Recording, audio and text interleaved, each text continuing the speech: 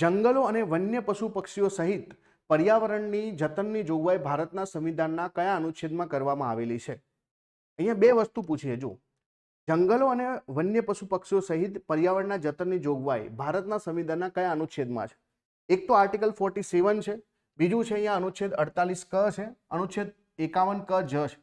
તો આપણે બે જગ્યાએ આવું જોઈએ છે. એક તો ડીપીએસપી ની અંદર તમને આપેલું છે કે રાજ્યની ફરજ રહેશે કે રાજ્ય જે છે આ પર્યાવરણનું જતન કરે, જ્યારે જે મૂળભૂત અધિકારોની નહીં પરંતુ ફરજોની વાત આપણે ફંડામેન્ટલ ડ્યુટીઝની અંદર આપણને એવું કીધું છે કે ભાઈ દેશના નાગરિક તરીકે આપણી પણ એક ફરજ બને છે કે પર્યાવરણનું જતન કરવું, નુકસાન ના કરવું. તો એટલા માટે ઓપ્શન નંબર ડી જે છે આ બંને જગ્યાએ આવશે. 48 એ પણ આવશે, 51 એ જે છે જ પણ આવશે. બંને જગ્યા પર આપણને આ પ્રકારની ફરજો જોવા મળે છે. થોડા સમય પહેલા જીપીએસસી એક ઇન્ટરેસ્ટિંગ પ્રશ્ન પૂછ્યો હતો. આ સ્ટેટમેન્ટમાં એવું પૂછ્યું હતું કે પર્યાવરણના જતનની જોગવાઈ રાજ્યની ફરજ છે.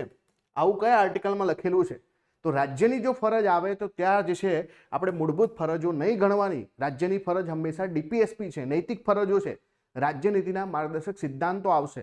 ફરજ છે એ કહેવાય કે એન્ફોર્સેબલ નથી, એને લાગુ નથી કરાવી શકતા આપણે, પણ ફરજ છે, નૈતિક ફરજ તો છે.